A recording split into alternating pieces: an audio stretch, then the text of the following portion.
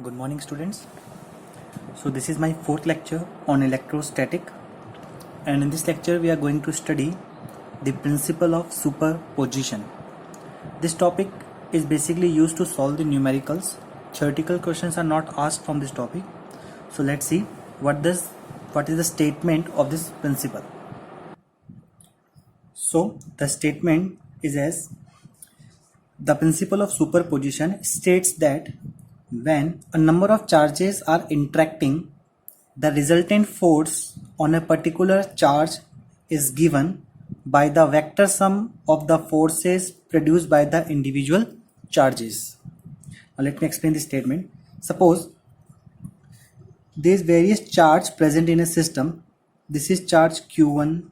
Here I am writing Q2, Q3, Q4, and many more charges are there. And this is a charge Q, capital Q. All these charges are present in a system. Now this principle states that if we have to find the force, we have to find the net force acting on this charge capital Q. Now who will be applying force on this charge? Q1 is going to apply, Q4 is going to apply, Q3 is going to apply, and Q2 is going to apply. Suppose Q1 is going to apply the force in this direction. Just mention it as F1, force due to first charge. Q2 is going to apply in this direction. Let's mention it as F2. Q4 is going to apply in this direction. Let's mention it as F4. And Q3 is going to apply in this direction. Let's mention it as F3. So look through this figure. Here I mention one charge Q1 and another charges are Q3, Q2, Q4, Q5.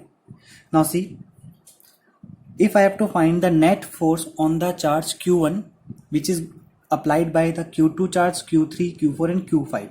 Now see, Q2 is going to apply force on Q1 in this direction. So let's mention it force on first due to second. Force on first due to second. Similarly, force on first, but this is going to apply by charge 3. So force on first due to charge 3. Force on first due to charge 4th. And similarly, force on charge first due to charge 5th. So let's mention it as F15. So in order to find the net force on the charge Q1, net force on charge Q1, I have to add all the forces, that is F12. So in order to find net force, we can write it as sum of F12 plus sum of F13 plus sum of F14 and sum of F15. If there are more charges, then we'll just add it. Now see, as per Coulomb's law, we know that force is K times of first charge, second charge, distance between them. Now distance is between second and first. Let's mention it as R21, square of the distance, and we have to write a unit vector, that is R21 plus, taking third one, K, first charge is Q1, but here second charge is Q3. Distance is from R3 to 1 and the unit vector is R cap 31. And similarly,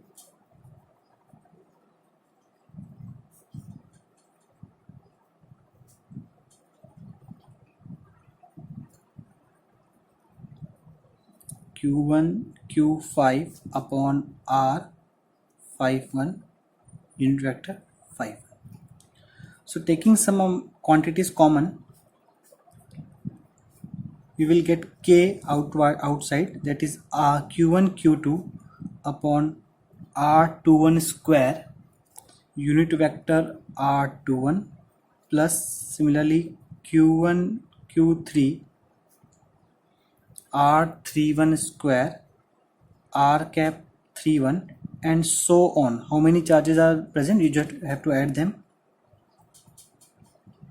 So using a summation method, net force, that is summation K times of Q1 Qi upon R n times of R square, here R cap n, where the value of your n tends from 1 to I.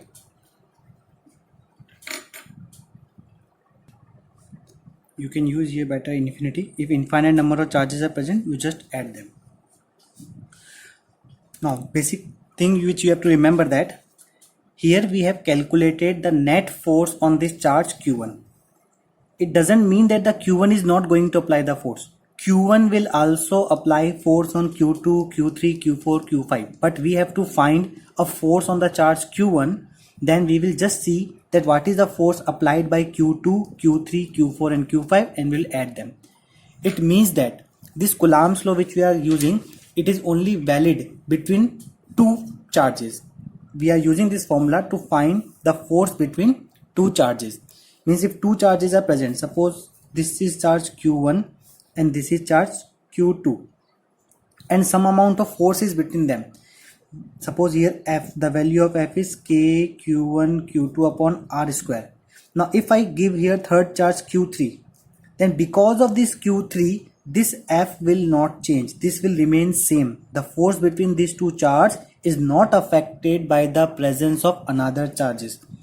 Just note it down. The force between any two charges is completely unaffected by the presence of other charge. You have to just learn it. So before starting our numerical section, let's just make a quick revision. Now first thing, we studied the formula of quantization of charge. Quantization, that is Q equals to n times of E. Q is the charge, n is your integral number and the value of E means 1.6 10 to the power minus 19 Coulomb. Second, we studied about Coulomb's law. According to Coulomb's law, force between two charges, that is 1 upon 4 pi epsilon naught times of Q1 Q2 upon R square. This is Coulomb's law. Third, we have studied about the value of this K, that is 1 upon 4 pi epsilon naught, which is numerically equal to 9 into 10 to the power 9 Newton meter square upon Coulomb square, where we have find the value of this epsilon naught, that is 8.85 10 raised to the power minus 12 Coulomb square upon Newton meter square. And we have also studied this is the permittivity of free space and this is the permittivity of medium.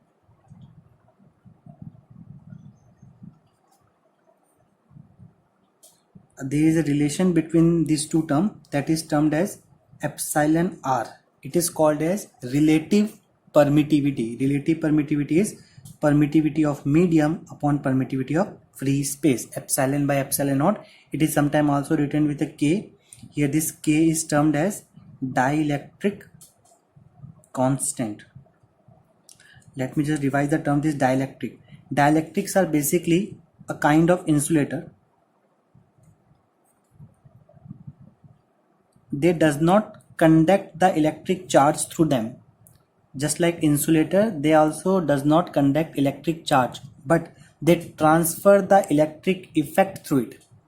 This we are going to study in our previous next topics, which are going to come after getting studied of electric field. We will see this topic, dielectric. So we are going to solve the numericals based on this topic today. Let's begin with our first question. Our first question is, the dielectric constant of water is 80. What is its permittivity? The value of dielectric constant is given and we have to find the value of its permittivity. Now dielectric constant is basically written as K, and this dielectric constant for water, it is given as 80, and we have to find the permittivity of water, that is epsilon, of medium we have to find. As we know the relation, that is K, which is also written as epsilon r, it is defined as epsilon by epsilon naught. Sometimes they used to give the value of dielectric constant K, and sometimes they used to give the value of relative permittivity. Don't get confused, both are same. So here the value of this K is 80. The value of epsilon, that is medium, that is water, you have to find, and epsilon naught, it is already known, 8.85 into 10 raised to power minus 12.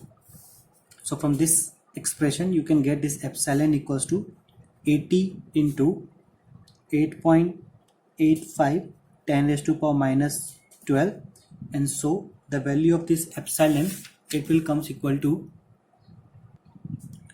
something about 7.08 into 10 to the power minus 10.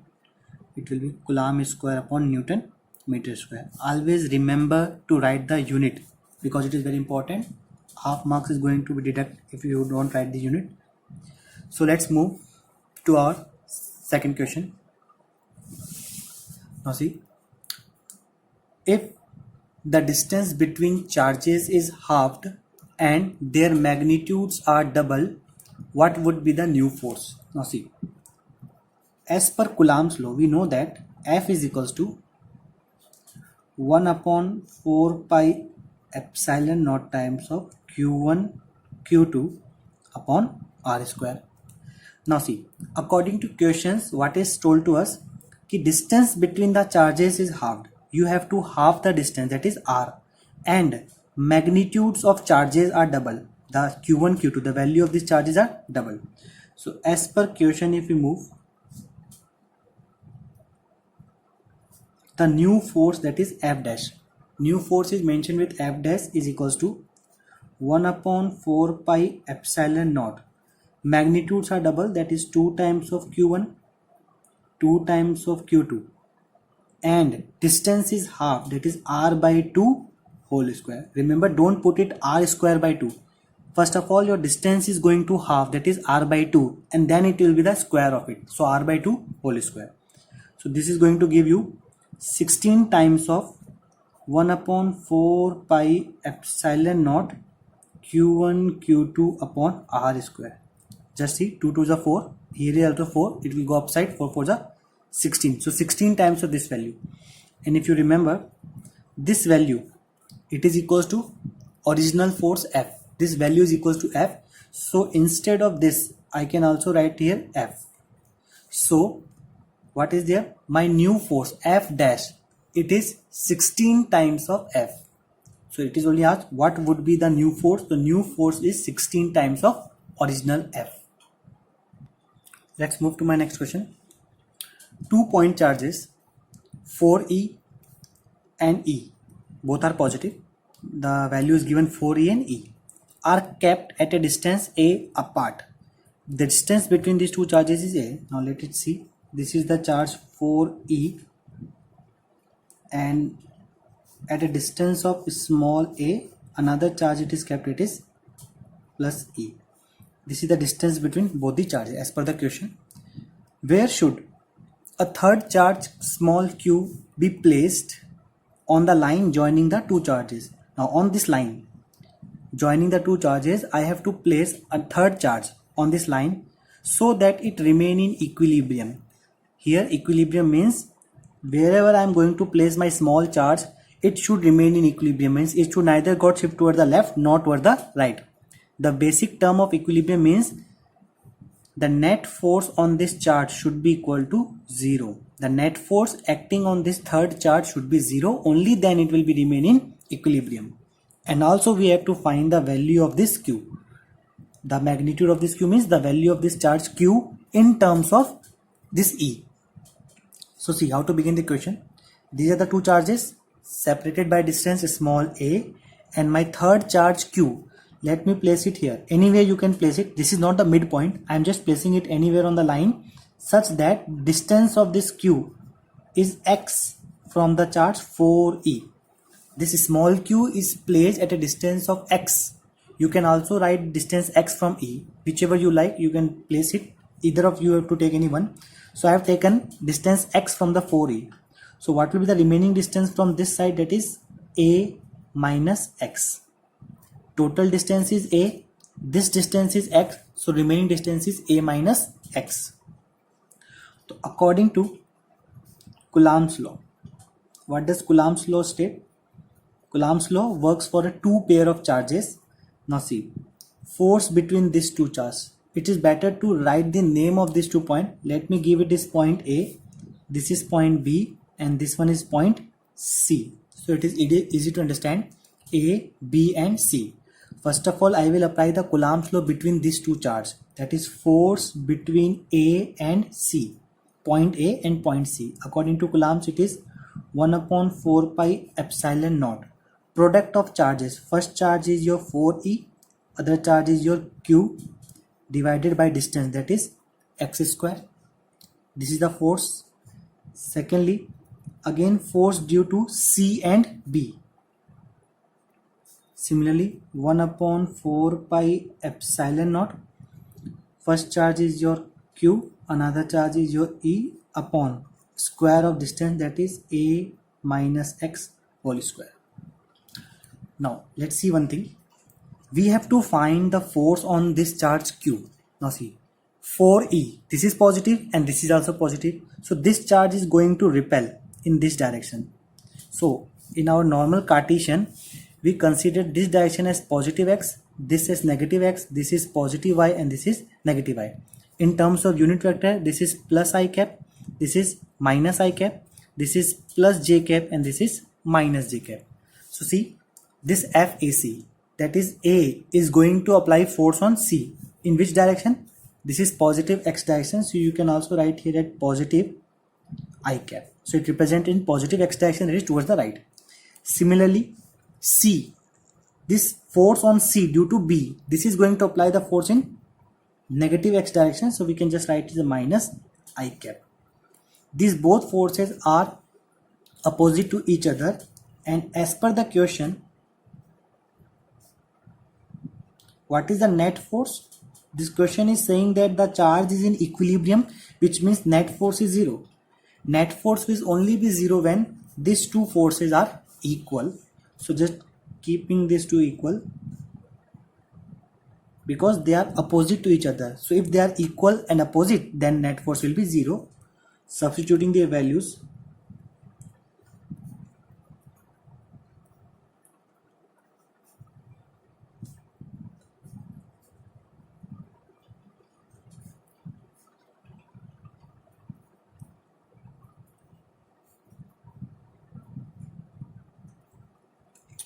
this bracket to bracket cancel out, E is to E, Q is to Q. So on rearranging this value, we will get 4 times of a minus x whole square, that is x square, taking square root. So we will get 2 times of a minus x equal to x. Simplifying is 2a minus 2x equals to x. So it becomes 3x equals to 2a. The value of your x equals to 2 by 3 times of a. So we have find what? Where should this charge is placed? This charge is at a distance of 2a by 3.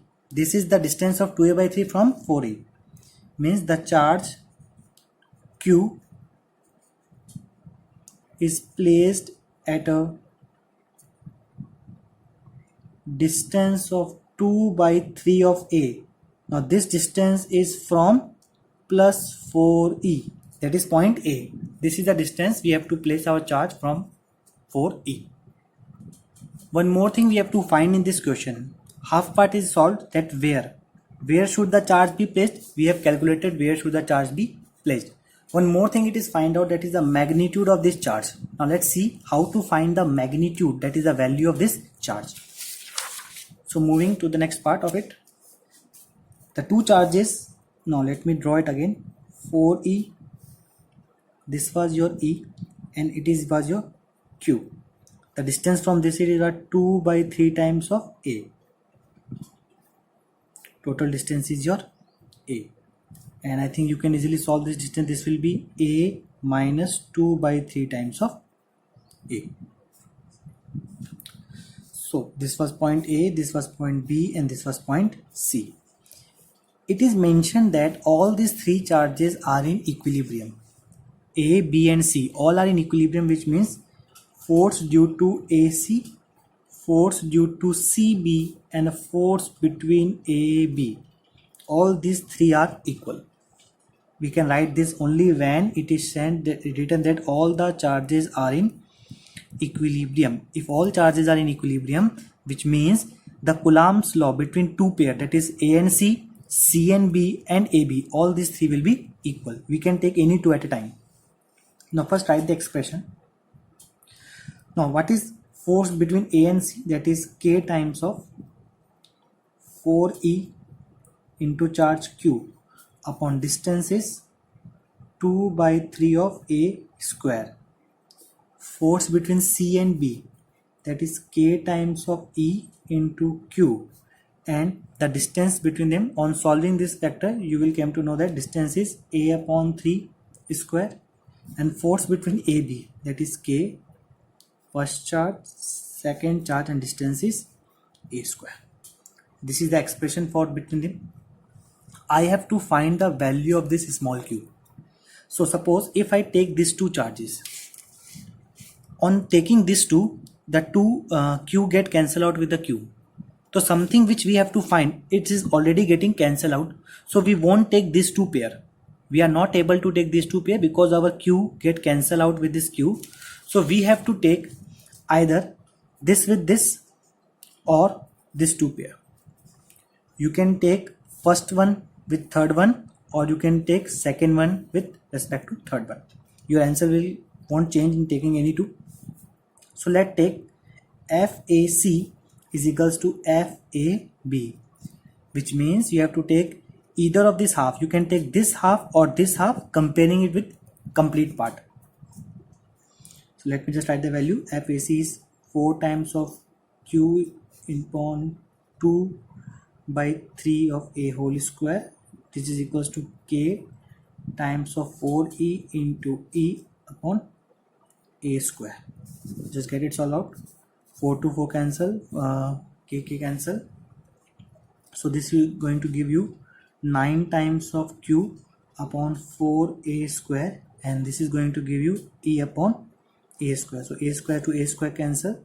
So you basically Q is equals to 4 by 9 times of small e. So this is the value of this small q. So let's move to our next question.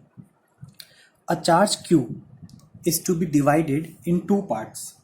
Means the main charge capital Q is given, and we have to divide this q in two parts. Means we have to divide this charge q in two parts.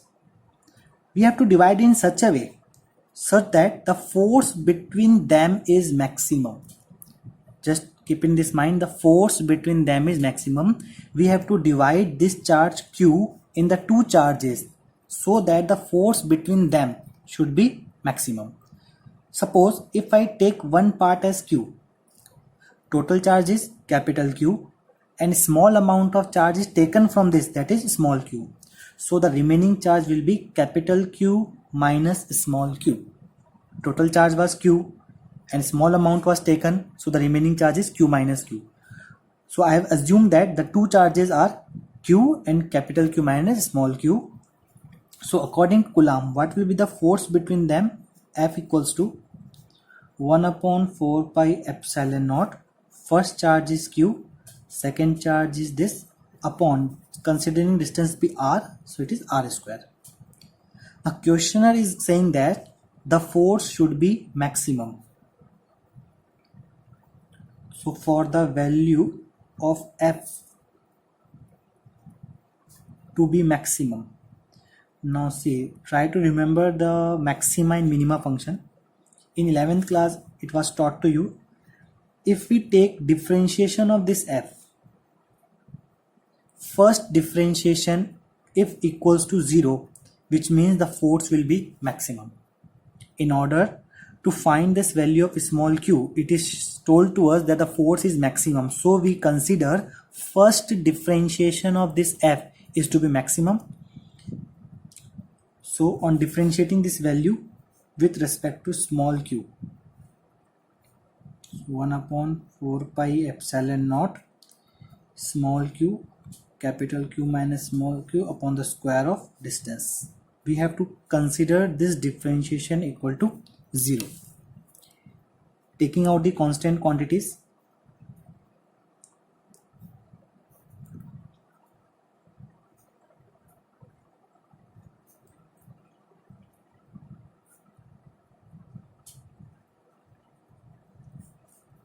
So this is going to remain. This bracket comes outside. Here r square also come because they are constant with respect to dq. Transferring this constant to the right hand side, they will also count as to 0.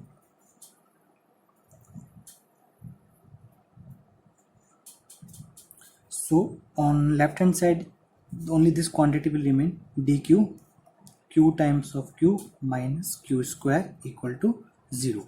Because this quantity when transferred to the right hand side, they will multiply it with 0, so it will remain 0 only.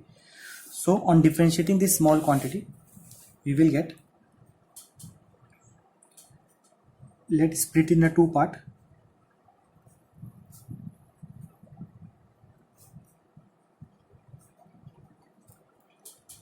On differentiating this, taking this capital Q outside, we will remain only differentiation of small q with respect to small q minus, here we can solve it 2 times of q equal to 0. So this is also q with respect to q is your 1. So simply small q is capital Q by 2.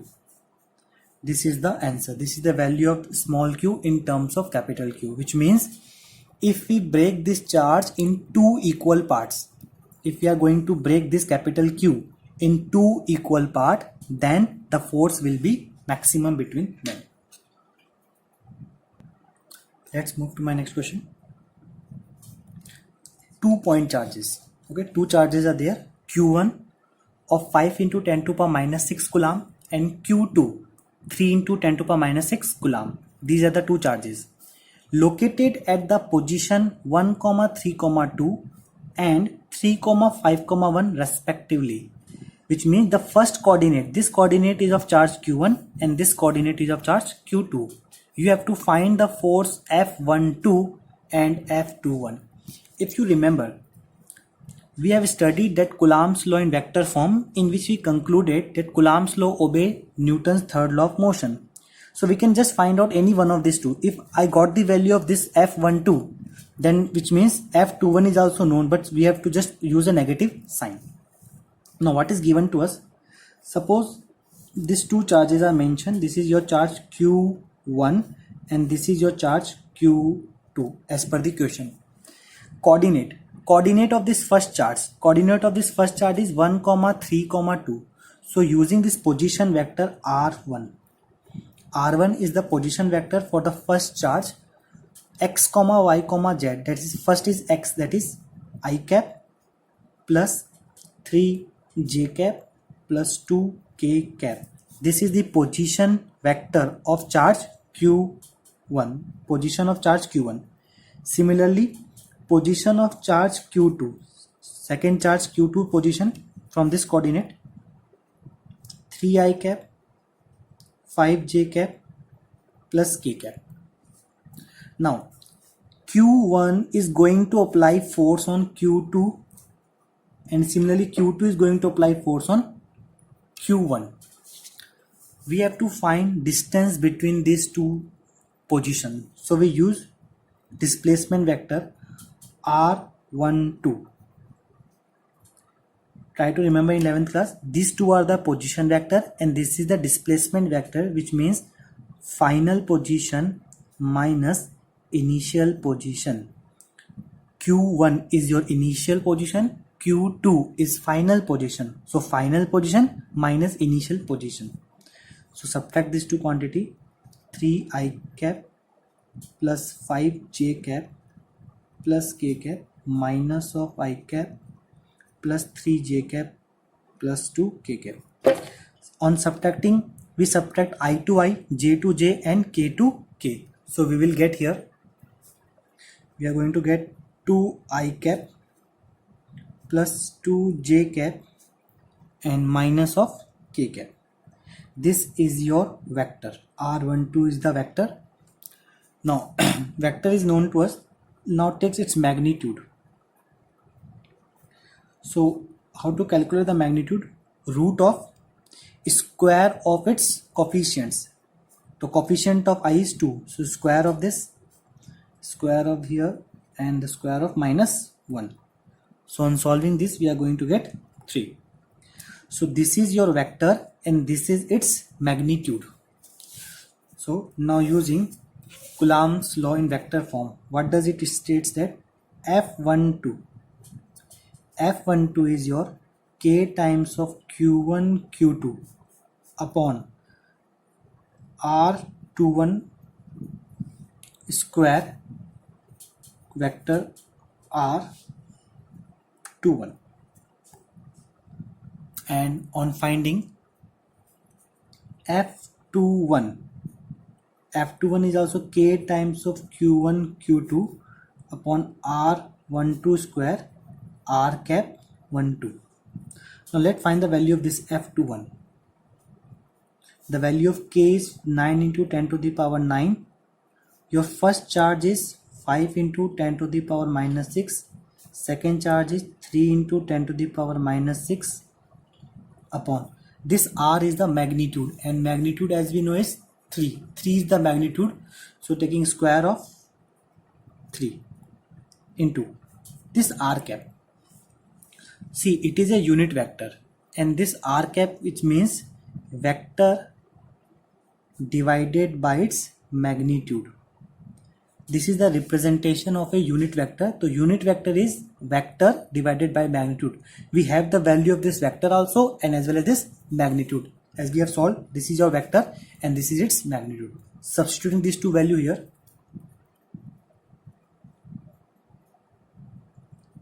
so you are going to get 15 into 10 to the power minus 3. This 9 to 9 get cancelled out. This vector is your 2i cap plus 2j cap minus k cap divided by the magnitude of this is 3. So on simplifying it, 3 in terms of 5, so 5 into 10 to the power minus 3, 2i cap plus 2j cap minus k cap, and the unit is Newton. See, this is your F121. So what will be the value of F12? Again I am telling, both these forces are always equal in magnitude but opposite in direction.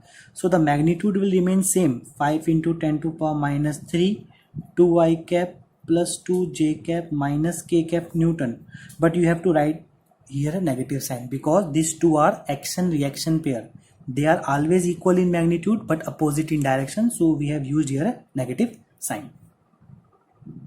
So this is the last numerical of today's video. In my next video also I am going to teach you some of the numericals related to principle of superposition. The PDFs from the link given in the description box. All these notes you will get in a PDF format from this description. Thank you.